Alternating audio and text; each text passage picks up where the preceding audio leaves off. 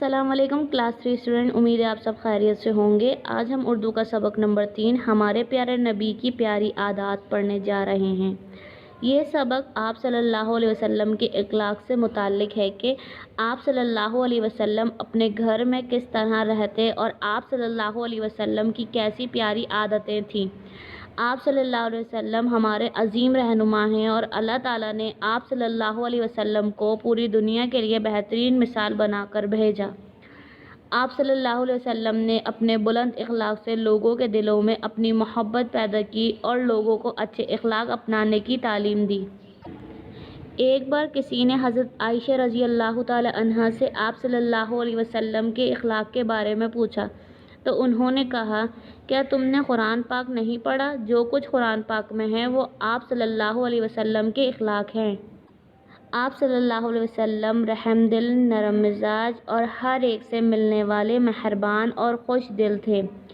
آپ صلی اللہ علیہ وسلم کے گھر جو کوئی مہمان بن کر آتا وہ کبھی بھوکا واپس نہیں جاتا تھا۔ آپ صلی اللہ علیہ وسلم ہر چھوٹے یا بڑے کی دعوت کو قبول فرماتے۔ کوئی بیمار ہوتا تو اس کی عیادت کرتے۔ آپ صلی اللہ علیہ وسلم کو بچوں سے بے حد محبت تھی۔ کوئی بچہ اگر راستے میں مل جاتا تو آپ صلی اللہ علیہ وسلم اسے سلام کرتے، اس کو چومتے۔ آپ صلی اللہ علیہ وسلم نے اولاد کے بارے میں فرمایا کہ اپنی اولاد کو اچھے آداب سکھاؤ اور ان کے ساتھ نیک سلوک کرو۔ آپ صلی اللہ علیہ وسلم گھر کے کام بھی خود کرتے تھے۔ اگر کپڑا پھٹ جاتا تو آپ صلی اللہ علیہ وسلم اس کو خود سی لیتے۔ جوتوں کی مرمت کرتے، غریبوں مسکینوں کی مدد کرتے، یتیموں سے بہت محبت کرتے تھے۔ کوئی آپ صلی اللہ علیہ وسلم کے ساتھ برا کرتا تو آپ صلی اللہ علیہ وسلم اس کو معاف کر دیتے اور کبھی کسی سے بدلہ نہ لیتے۔ آپ صلی اللہ علیہ وسلم نے اپنے چچا حضرت حمزہ رضی اللہ تعالی عنہ کو شہید کرنے والوں کو بھی معاف کر دیا۔ آپ صلی اللہ علیہ وسلم صرف انسانوں ہی سے نہیں بلکہ جانوروں کے ساتھ بھی حسن سلوک سے پیش آتے اور صحابہ کرام کو بھی جانوروں کے ساتھ نرمی کا معاملہ کرنے کی تلقین فرماتے اور مارنے سے منع کرتے۔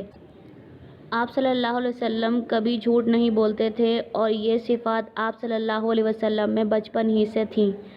اسی وجہ سے ہر کوئی آپ صلی اللہ علیہ وسلم کو صادق و امین سے پکارتا تھا اور ہر کوئی اپنی امانتیں آپ صلی اللہ علیہ وسلم کے پاس رکھواتا تھا۔